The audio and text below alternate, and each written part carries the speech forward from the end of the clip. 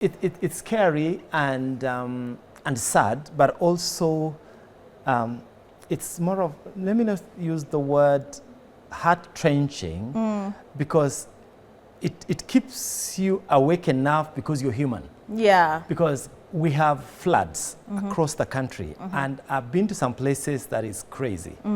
I've seen video clips of places that have been flattened. Because of my office, I work with pastors across the whole country. Right. And people would send you videos of water reaching them here. Oh my and God. trying to get out to the nearest school where they could stay.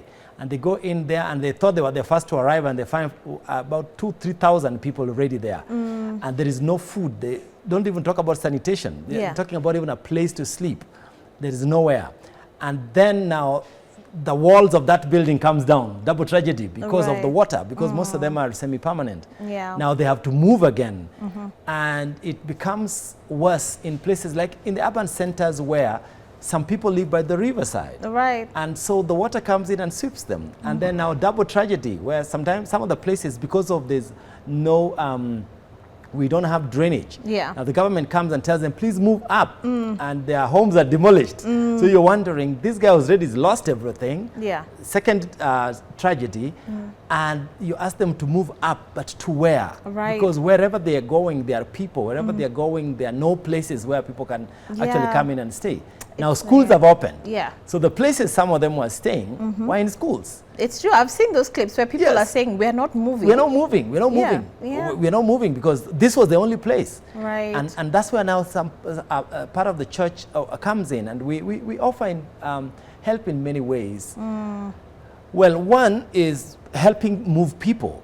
Right. So that at least they go to a safer place. And some of our churches are venues where their people are going. But the other part is also trying to provide food. Right. Because when those people come in, you escape with what you have, and that's just your life. It's true. So don't even think about clothes. Clothes you can get. And now we're also appealing for people to help us get clothing so that people can have blankets. So anybody who's got things you're not using. Right. Well, some you may be using, but you really don't need. That's true. Because you might find that someone has got 50 different suits. Yeah. And you only need maybe 10 Yeah. or even less. Right. So some just pass over to someone who really needs. And at this point, we're not asking you to give us your worst or best. Just bring what you have. I know. And It's that dire. I mean, it's so, you know, just shocking. I mean, you could either have been displaced because of post-election violence. Right. And then those people didn't think that would ever happen to them. Then floods come.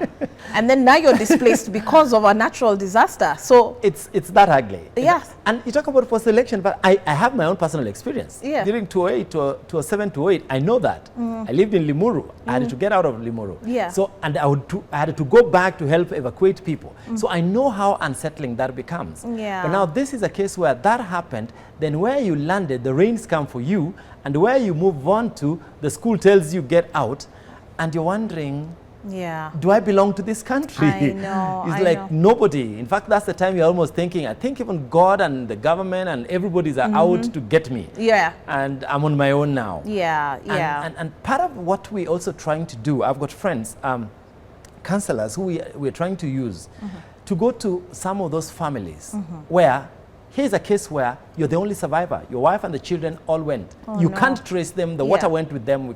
The bodies can't be found. So you are praying and hoping they're alive. Yeah. But from the experience of what happened, you are guaranteed you know they are not alive. All right. Now, because of the grieving processes, a lot of them are in denial. So we send counselors to help. Yeah. And when counselors get there, some actually need more debriefing when Yeah. they start, because you hope to talk to someone and you're the one who needs talking to. It's true. So the people you went to talk to are the ones saying, it's okay, we've gone through this. All right. Just, hold on there for us as you hold on for you. Yeah, yeah. We are not in a very, very good position. Well, now that we're trying to borrow a leaf from the bodies that handle humanitarian aid. There's something, if perhaps you haven't heard of, known as humanitarian principles. It's kind of like a code of conduct that people who are within this space must operate by, because it's about integrity. Right. As you know, you're really trying to save human life. Yeah. And for you, Rev, I just wanted to get what your personal understanding is of these 5 principles. Let me read them out. Number 1 is humanity. Yeah. The second one is impartiality. The third is independence, and then there's neutrality. Yeah. So let's start with humanity and what that actually means to you. Because when we say, okay, we're going to go out there, we're going to help people victims of these floods, why is it important that we're practicing humanity? You see, because one, as humans, we are supposed to take care of each other. Yeah. Now, when you go out to help take care of the other, then you must be human. So your humanness is considered, so that I don't come in and see you as an it. Yeah. I see you as a whole human being with all his senses working and who just needs a helping hand. Right. So I must put in the humanness of me in reaching out to you so that I don't treat you like an it. There are people who will do that because, well, I don't really have to do it, but because you asked, let me just do it. Yeah. Okay? Or someone comes in and sees you as a thing that I'm helping. That has removed the humanity out of the process. Yeah. So that when we ask Kenyans to support, you're doing it because tomorrow it could be you. Yeah. And you'd want to be treated with dignity. You'd want to be treated with respect. You'd want to be treated with, like, let me give you a simple illustration. If you're crossing the road and a lady falls down and her clothes fall over her head. Yeah. Now, today there are two things people would do. Others would come down to help, get a stand up. Others will take pictures and post and say, hey, this happened. Falling down Manenos. Yeah. Now, so the first one is human. Right. The second one is not. Yeah. Simply because you want to be the first to, like CNN would say, want to be the first to that's not helping. Yeah. You're actually behaving more of like an animal than a human. In fact, a dog might reach out and help more faster by protecting the person. So we need to put in the human face when we are doing that. Now, the second one you talked about is impartiality. Yeah. It needs to be without discrimination. Okay. I need to treat you, you know, we're living in a generation where gender issues are key. Right. And you talk about women's rights and gender and gender and gender. But now, if you find people drowning, the question is, who would you pick first? I know. That's a tough one. Yes. Yeah. So some people would say, look for the stronger one, leave those ones first. Pick the most weakest. But the problem is, even the stronger one needs to be saved. Yeah. So impartiality means don't discriminate. Do not go against them because of. Yeah. It can't be tribal. It can't be nepotic. It can't be, you just make sure that you give everyone an opportunity to actually survive and survive with dignity. Right. Give them an opportunity to feel it's worth the effort you've done. And so when you go through that, you're actually saying, walk with me, I walk with you. Right. I'm human, you're human. Today is me, tomorrow is you. Yeah. Independence, I think, brings in the idea that it does not have to be manipulated by someone else. Right.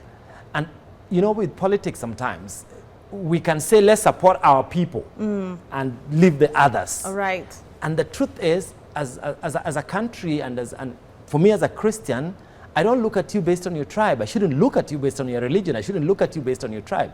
I shouldn't look at you based on even your clan. I should see you as a whole human being. And my willing to support should not be based on someone remote controlling and saying, hey, John Mark, those are not our people. Right, Achana now.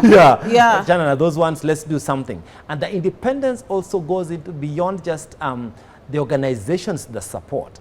It also factors in the degree to which we engage. Right. Because if we don't do that, then it means we basically can discriminate. And we've seen that in parts of the world where you hear that a community has been profiled and discriminated against, not because they wanted to, but because they are said they are, them and us. Yeah. And we know what happened in Rwanda in 1994. And the issue was just two different tribes. Yeah. And someone said this, so don't do it. Right. And so independence for us is make your judgment based on the situation on the ground. And that's where the last one comes in on neutrality. Be neutral. Right. Don't side with people. Do not, do not discriminate because of this or the other. Right. So when you talk about humanitarian aid and humanitarian assistance, you are actually saying put a human face to what you're doing, and let the person go in with dignity. Give them an opportunity to feel, I'm desperate, but not too desperate. Right. Desperate because I need your support, but I'm not too desperate to be discriminated against. Correct. So walk with me that I may feel proud to be walking again. And don't you feel for someone who's also in this space whereby you work a lot with those who are in need, it becomes kind of hard to penetrate because of people not practicing those principles.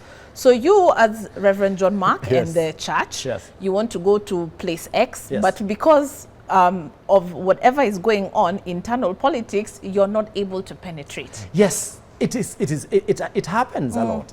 And why it happens, and that's where these principles help. Yeah. Because you can want to go to a place and the people helping lead you there tell you, Yeah. I think the situation here is worse than this. And then when you ask later, you're told that those are not, didn't support Yes. him during elections. Those people did not do 1, 2, 3. So, and those are sometimes within the church. Yes. That is so sad. And working with such groups of people sometimes Yeah.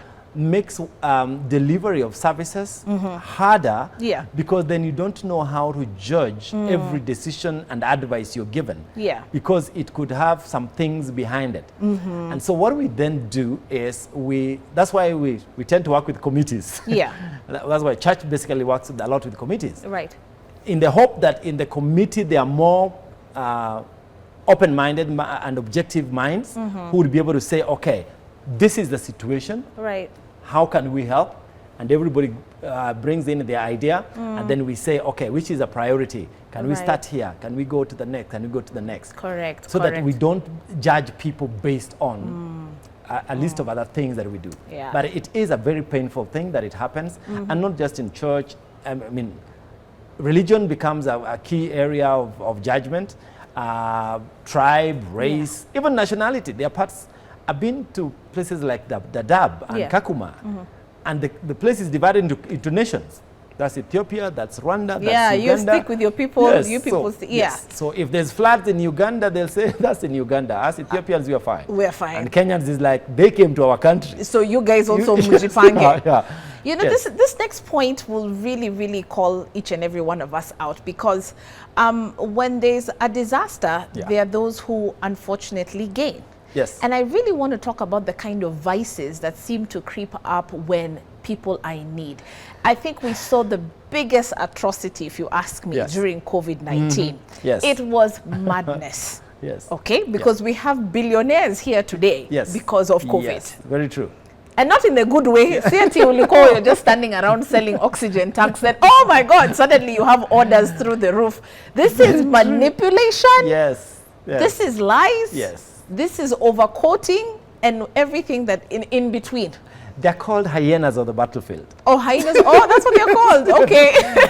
Because hyena thrives where the dead bodies are. So the more dead bodies they have. Scavengers. Yes. Yeah. So they come in and look at the situation. It's like when someone, if I deal in coffins, when someone dies, there's business for me. It's true. So when there's an accident, you ask how many died. Yeah. Oops, I hope they are, I can recommend. Yeah. And I recommend them to my shop.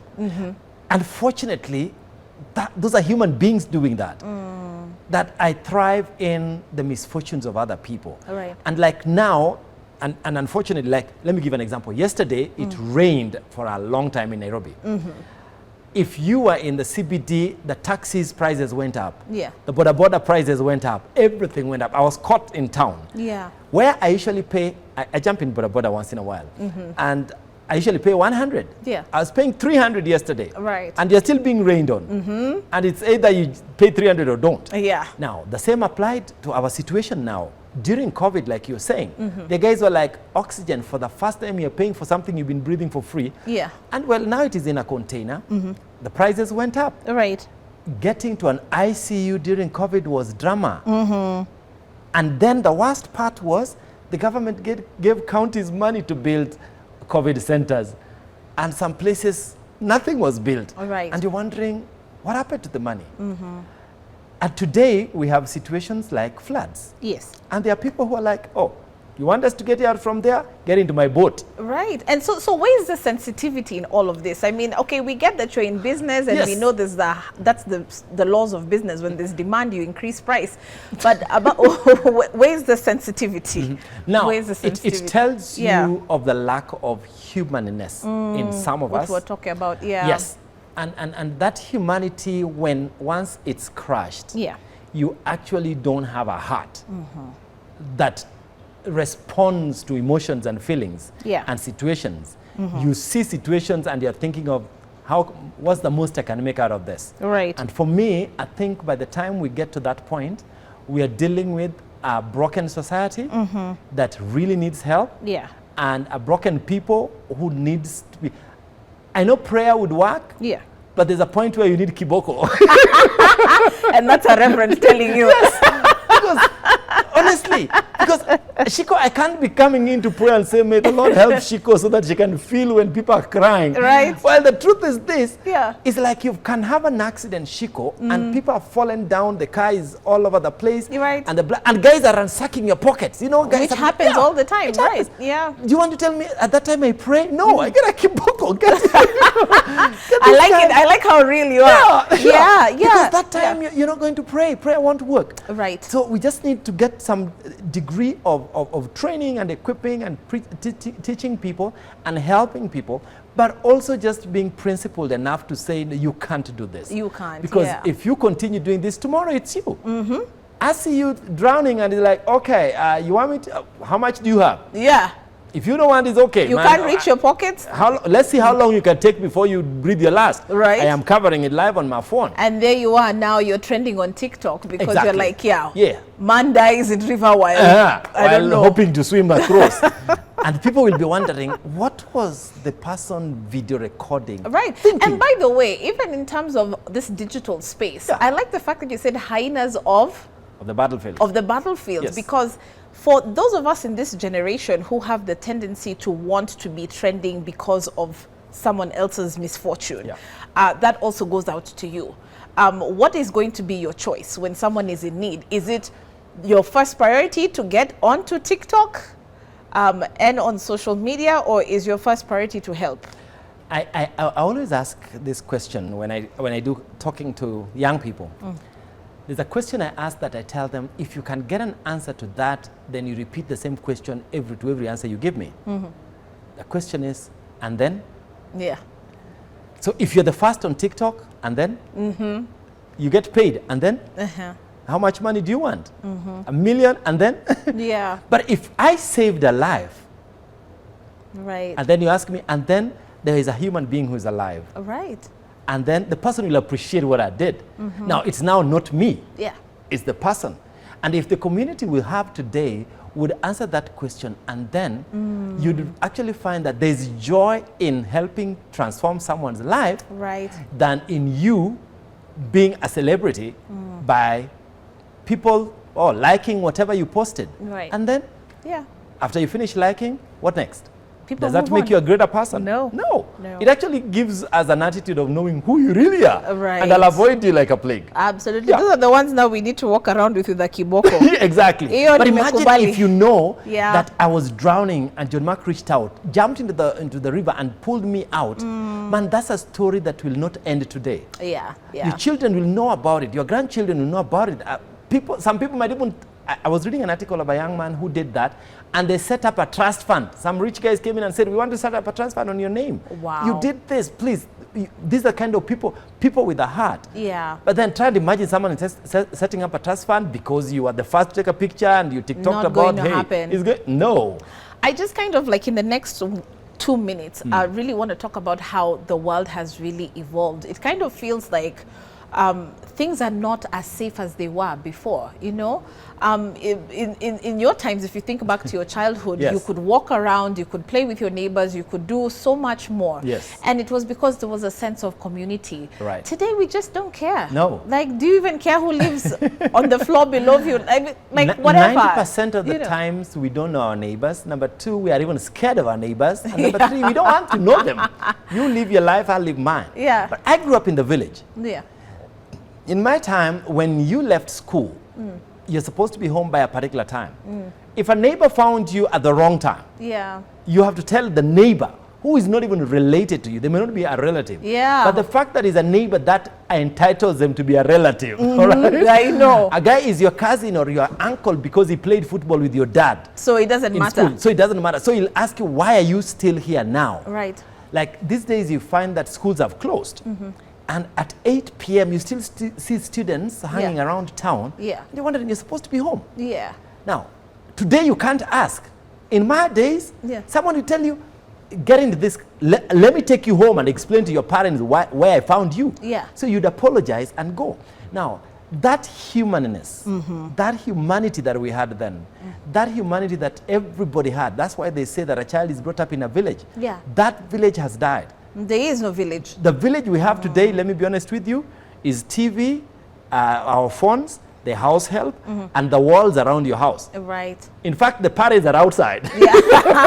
The parents are outside. Right, They're not part of the village. Right. Because if you actually ask your parent, your children, who actually takes care of you, who's shaping who you are? Yeah. It is the TV, it is their phone, it is the house help, and the community, the estate. I call it the estate. Yeah, it's not a community. Someone tells you that, I don't want my child growing in this place, I want my child to grow in this place. Then he asks, will you be present? He said, no, once the child is there, it's safe. Yeah, fine. So move me out of the picture. Yeah. And because of that, we've reached a point where it is impossible for someone even to be accountable for the behavior. Right. And if I see your child misbehaving, it's like, that's how the parent is. Don't and I you walk dare. away. Yeah. Don't even talk. Don't look at me. Don't look at my child. Who are you? And you're wondering, really? I'm telling you, Rev. Oh my gosh. We're going to take a short commercial break. We did manage to tease this particular discussion on socials already. And so we want to thank, by the way, our show assistant, Charlene. She actually managed to compile those for us. We'll be sampling those and throwing questions to Reverend John Mark. But even as we take this break, I hope you've already begun to get that thought process through, okay? We're trying to give you a provocative conversation this morning by asking you, what are you doing? Are you your neighbor's keeper? And also we'll be trying to find out what the good book says, what we've been instructed by our Creator to do in times like this. At K24 TV across those platforms, we'll see you in just a sec.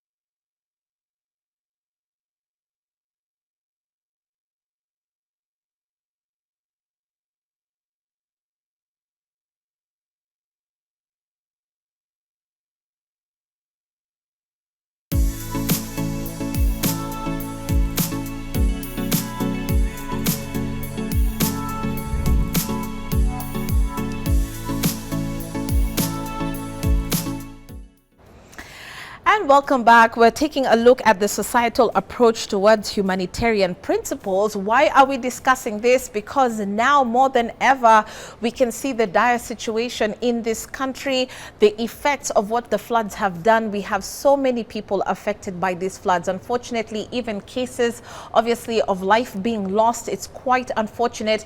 And so this has really inspired and shaped our conversation today about the way we need to think about doing for community, doing for your neighbor. And we're borrowing principles from those who are actually in the humanitarian space, right? Those principles we did highlight in the first break, in case you're just joining in, is humanity, impartiality, independence, and neutrality. If you didn't catch Reverend John Mark explaining those and what they mean in a very simple form, please go back to YouTube, watch part 1. Now we're in part 2. Yeah. Rev, welcome back to the show. Thank you. I was just thinking, a lot of my guests like asking me what to wear for the show. And then I always like it when I invite you because the look is the same. I hope I don't put on the same suit. We have to go back to your previous interview and see if you do. But I mean, the color is the same. Well, it's always been white. So you struggle looking for something to wear. I wish I had your work. Like, my life would be so easy. Well, as a clergy, we have only 3 different colors. Really? Yes. It's all narrowed down to 3. There are 3 different colors. It is either black or it is, actually there are 4.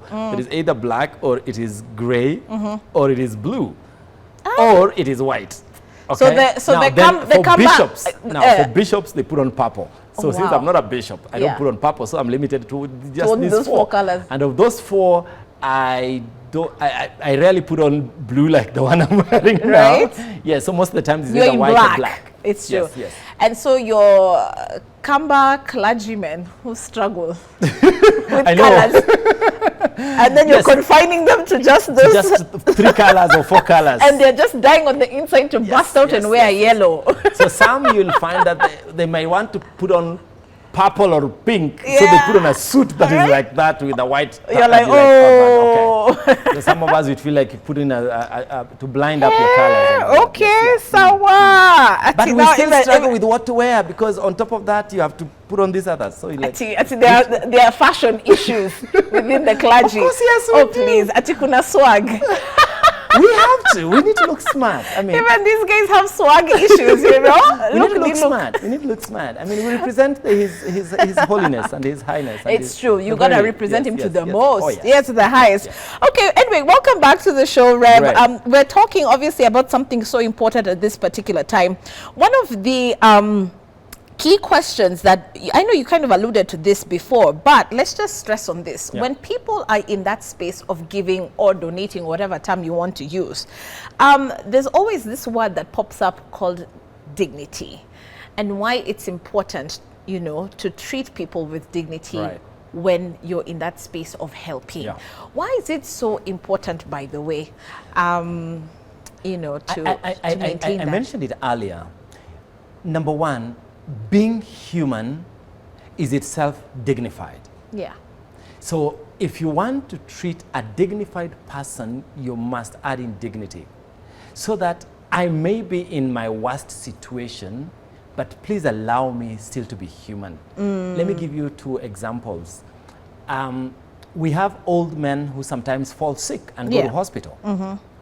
And an old man in his 80s, 60s, 70s, 90s, tells you that I would not love to be treated or to be bathed by a nurse, a female nurse. Could I have a male nurse take care of me? And some people are like, we don't have a male nurse. Like, the reason is he respects himself and he would be comfortable to be taken care of by a man because he feels that's part of his pride and dignity. Now, when I am hungry and you drop food and say, hey, there you are. You poor people. Just, you know, I know I may be desperate, but I'm still human. Because today you might be on the chopper and on the 4-wheeler, but when something happens down the road, I will not come in and look at you with a said, oh, you had an accident. Here's a stick. I can't get too close.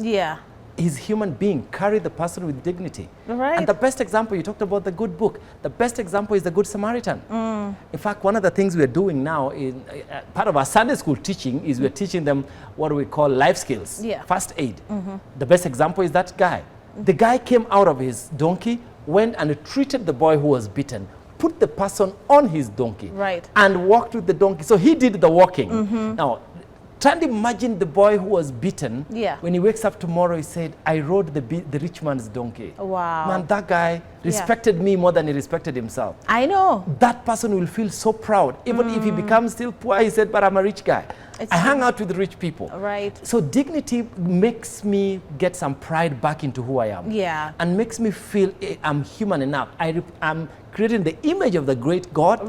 And therefore, I'm not a child of a lesser God than you are. So allow me and allow us to be equal, human. I know. And this is the reason we brought that point up, is because the way that you're actually handing out, you know, your whatever, foodstuffs, the clothing or whatever, your handouts, if I can call them that, really matters. I mean, you know, you'll be on the expressway and someone is like literally cannot even fathom opening that window to just pass that coin. But it's almost like, you know, you're just flickering the thing at that person. When it comes to your foodstuffs, are you giving people scraps? You know, leftovers that cannot even be helpful to them or useful to them. The kind of clothes that we're giving out.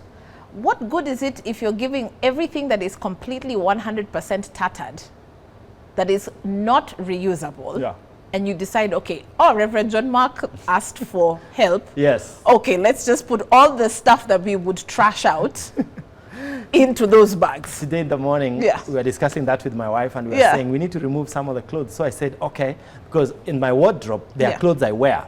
So I told her, I'm going to remove this and this and this. I said, wow, this is my favorite suit, but I would love to see someone wear it. And she looked at me and said, really? Yeah. I said, yeah, I would love to see someone wear it. It's my favorite suit. I would love to see someone in it. And the joy of someone being like me makes me feel we are equal. So I'm not looking at you as a destitute to throw out the things I don't need in my wardrobe. And if it comes to shoes, I don't want to give you the one that I can't wear. I want to give you the one that I'll be proud to see you walk in. And that's the problem with people giving. We are dumping, not giving. We're dumping. We're dumping. We're cleaning up our house. We don't want these things. I mean, what we're saying, giving is not dumping.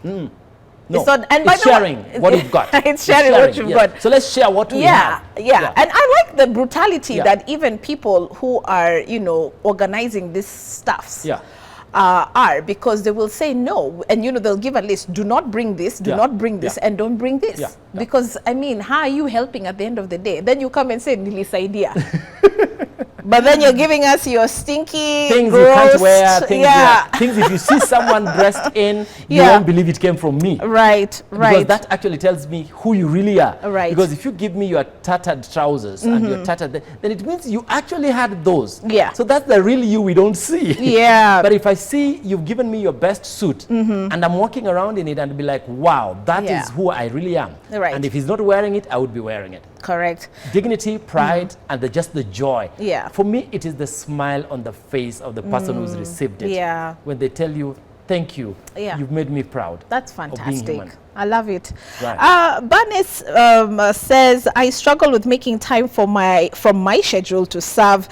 Is this really for everyone? And I think we can tie this into how we can encourage things like community service to be part of our daily lives. I mean, look at what the Asian community is doing. I don't know whether it's fine. It's part of what they have to do at the temple, but the point is they're getting it done. The impact is there. So yes, answer Bernice, and what are your recommendations on how we can improve this area of our lives? Well, a lot of people would say, maybe that's not my thing. The question is, what is your thing? What is your thing? You see, we can sometimes use the word I'm busy. I'm busy in the office. I don't have time to do that. Maybe I'm the type that would write a check instead of show up. Like Americans would call it the soup kitchen. I don't have time to go to the soup kitchen. I can give you a check. You go buy the soup and serve it. But the truth is this, where is the humanity in it? Because writing a check is nice, but being present puts the smile on the face. It is giving yourself, not giving you just your time. It is giving yourself. Now, community service helps in many ways. It gives you back what you lost in the busy life. Because let's be very honest, there are some people who work almost 24 hours a day. Even in their sleep, they're thinking of the next appointment, they're thinking of what they haven't done, they wake up with a jump and it's like, oh my God, I overslept, I need to run and run and run. Now, when this person reaches an age when now they will need someone else to help, people will tell them, hey, you didn't have time for us. We'll also write you a check. We'll write you a check and we'll send you someone to take care of you. Like there's a joke someone said that be careful how you treat your child, because they'll determine which old people's home you go to.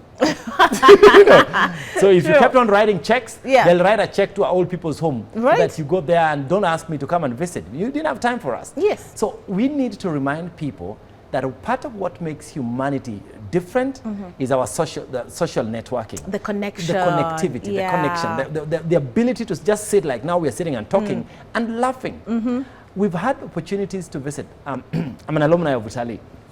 Yes. You are? Okay. Now, so we have a welfare. And we decided that every year we collect some money and visit an old people's home. Because we are heading in that generation as we get older as well. So we go in and the old people, we tell them, oh, I'm so and so, and I'm this old. And the guy said, oh yeah, you're like my last one. Is like, yeah.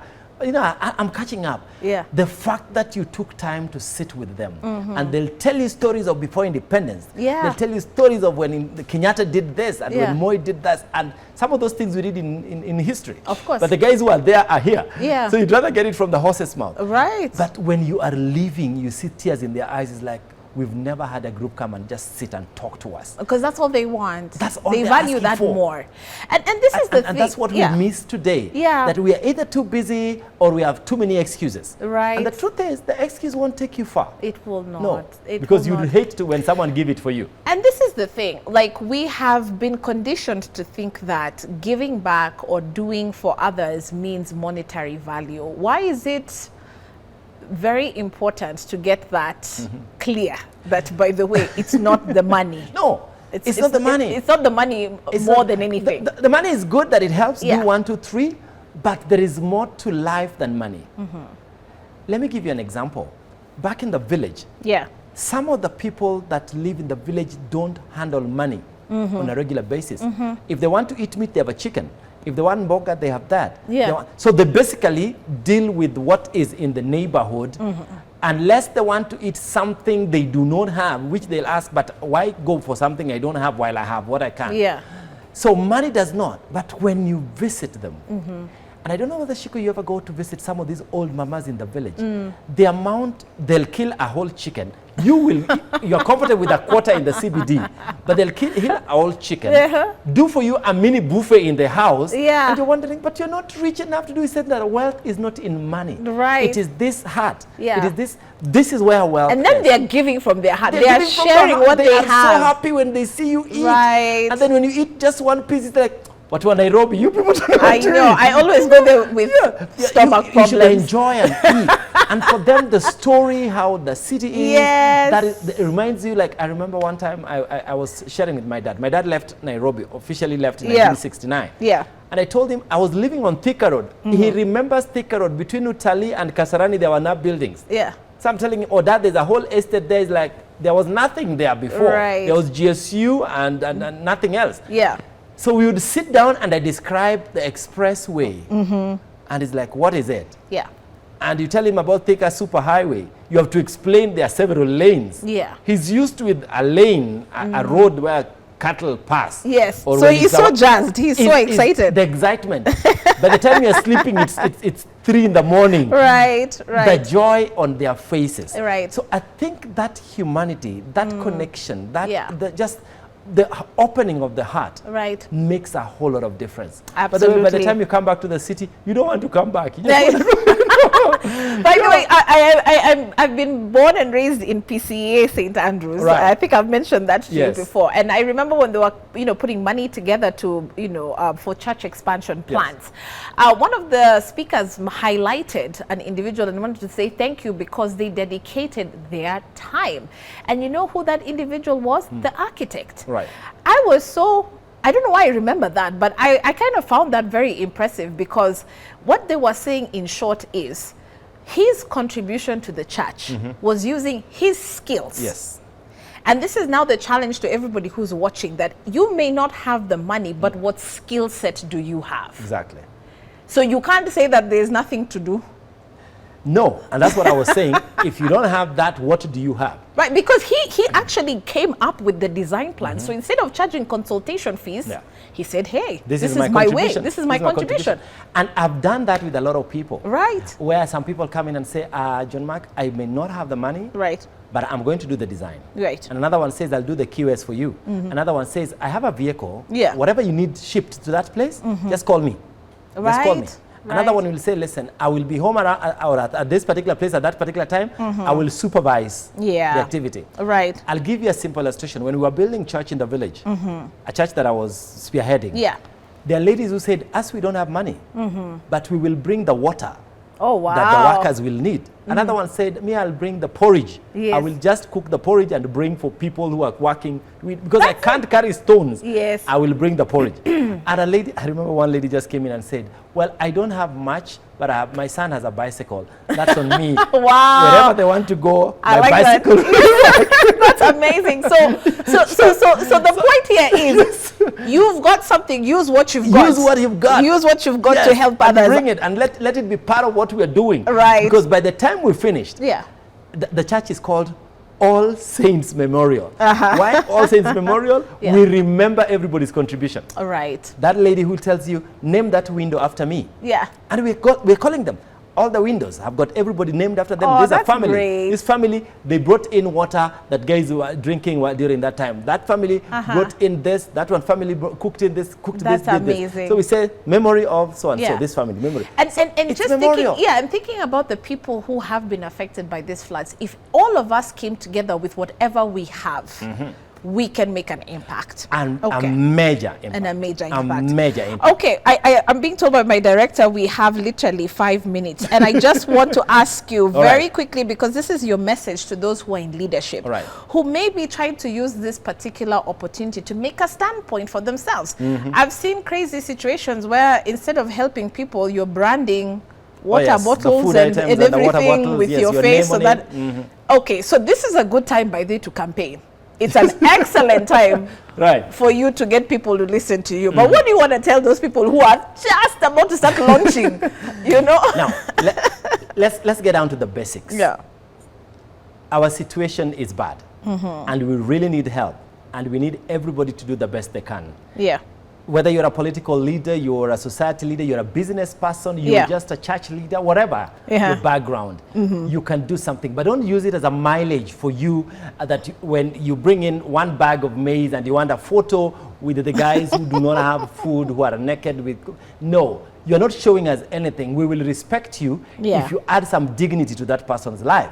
We can vote for you if you want our vote if we see you dignifying those who are going through. But you might just lose our respect when you capitalize on this. Number two, do not just say, I do not have money to send. It might just be your time we need. That come in and be part of what we are doing. You can donate your time, you can donate your resources. Some we have in the house. Some of you have a lot of sufurias you don't use. You need to use them when they are special guests. These are the guests. These are the VIPs. Yes. And they really need it. And trust you me, in heaven on the other side, God is watching. And you know why he's watching? He says, if you do this, the least of this, you've done it to me. The list of the people who are drowning, people who've lost their loved ones, people who their homes got swept, people who don't have a place to sleep. The mattress you're waiting to give to a guest, a VIP, when people come for sleepover. Right now, there are people who don't have a place to sleep on, not even over. And if they get a mattress, that would help. It doesn't matter what it is you've got. You can generously and genuinely and with some dignity give it to us and give it to organizations that are doing this. When they have reached their destination, you get the feedback and you'll be able to say, thank you, I helped make someone's life better. Reverend, and you know, now that we're on that point, I just want you to leave us with that verse that comes to mind, which is really about what you need to do for your neighbor. What did the Creator instruct us to do for our neighbors, for the other person, right? Because I know we've got mixed audiences. We've got Muslim faithfuls. We have obviously Christians watching.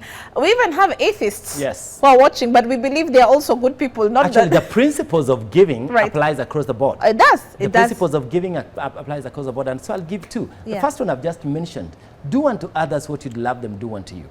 And that goes in with, if you do this to the least of this, you've done it unto me. And to me here, God is talking about himself, but also to anybody else, because if I've done it to the least of this, I will have done it to myself. But the second one, which is from Matthew 25, where Jesus talks about, I was hungry, you gave me something to eat. I was naked, you gave me clothes to wear. I was in prison, you came through for me. I was, my home was wiped out by the floods, and you came through for me.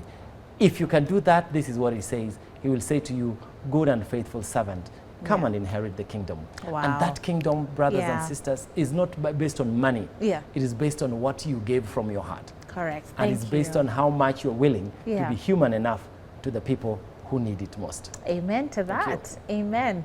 I'm not even going to add a single thing to that. I'm just going to say thank you so much. Thank you. By the way, let me tell you, never a dull moment with this guy on set.